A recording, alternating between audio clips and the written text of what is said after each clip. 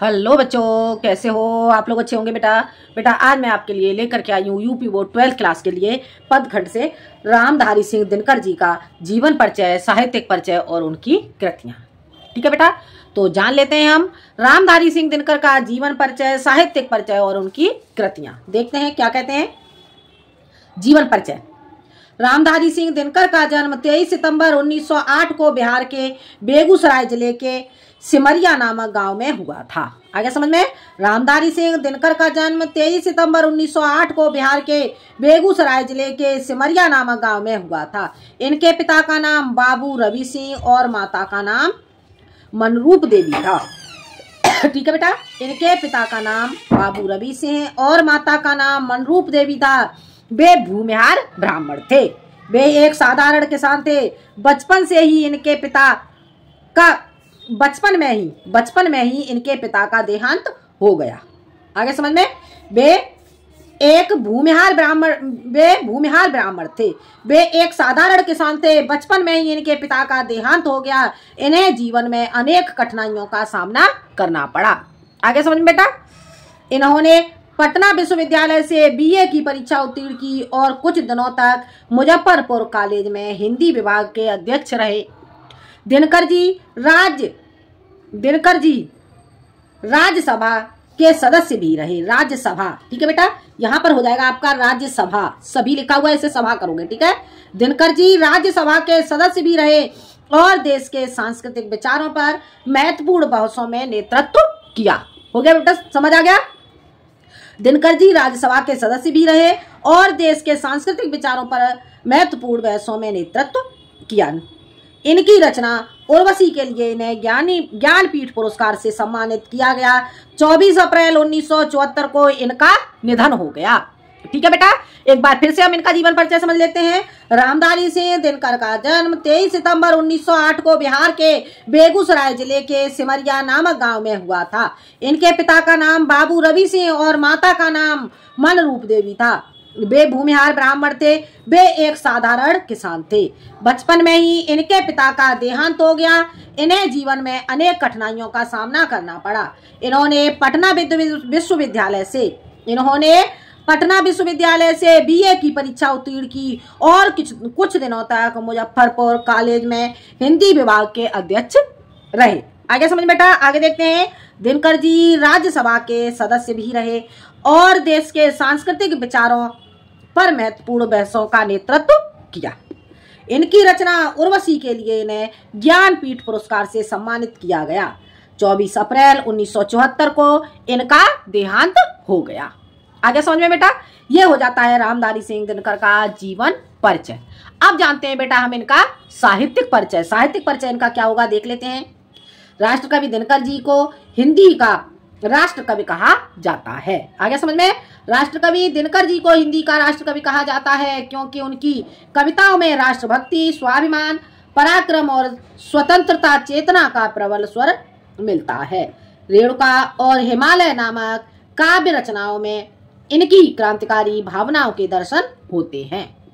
ठीक है बेटा, तथा इनकी कविताओं का स्वरूप वीर रस, राष्ट्रभाव, शक्ति, त्याग और संघर्ष से युक्त है।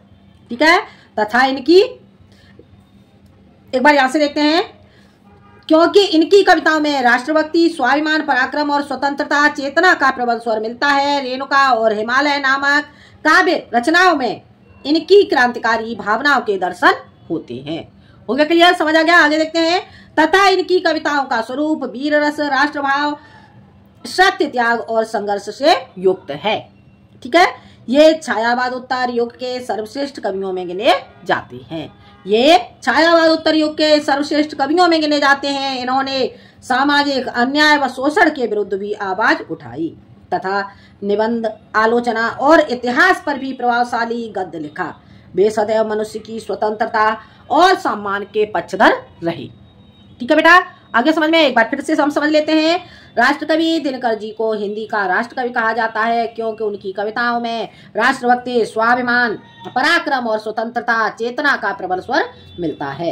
रेणुका और हिमालय नामक काव्य रचनाओं में इनकी क्रांतिकारी भावनाओं के दर्शन होते हैं। तथा इनकी कविताओं का स्वरूप वीर रस, राष्ट्रभाव, शक्ति त्याग और संघर्ष से युक्त है। ये छायावादोत्तर युग के सर्वश्रेष्ठ कवियों में भी गिने जाते हैं। इन्होंने सामाजिक अन्याय व शोषण के विरुद्ध भी आवाज उठाई तथा निबंध, आलोचना और इतिहास पर भी प्रभावशाली गद्य लिखा। ठीक है, वे सदैव मनुष्य की स्वतंत्रता और सम्मान के पक्षधर रहे। आगे बेटा समझ में यह हो जाता है आपका दिनकर जी का साहित्यिक परिचय। ठीक है, अब हम जानते हैं इनकी रचनाएं। ठीक है, इनकी रचनाएं क्या हो जाती हैं देख लेते हैं बेटा। दिनकर जी ने अपनी लेखनी से गद्य और पद्य दोनों ही क्षेत्रों में रचनाएं की जो इस प्रकार हैं। ठीक है बेटा, दिनकर जी ने अपनी लेखनी से गद्य और पद्य दोनों ही क्षेत्रों में रचनाएं की जो इस प्रकार, यानी कि ये गद्य और पद्य दोनों के रचनाकार थे। ठीक है बेटा, देखते हैं काव्य कृतियां। इनकी काव्य रचनाएं कौन कौन सी थी? रेणुका, द्वंद्व गीत, हुंकार, रसवंती, चक्रवाल, धूप छाह, कुरुक्षेत्र, उर्वशी। ठीक है, एक बार फिर से समझ लो। रेणुका, द्वंद्व गीत, हुंकार, रसवंती, चक्रवाल, धूप छाह, कुरुक्षेत्र, उर्वशी। ठीक है, और आगे देखते हैं बेटा।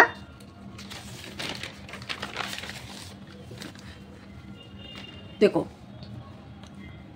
इसके बाद देखते हैं रश्मिरथी, सामधेनी, रश्मिरथी, सामधेनी, नील कुसुम, सीपी और शंख, उर्वशी, परशुराम की प्रतिज्ञा, हारे का हरिनाम। ठीक है बेटा, ये हो जाती हैं इनकी काव्य रचनाएं। ठीक है, एक बार फिर से देख लो इतनी रचनाएं।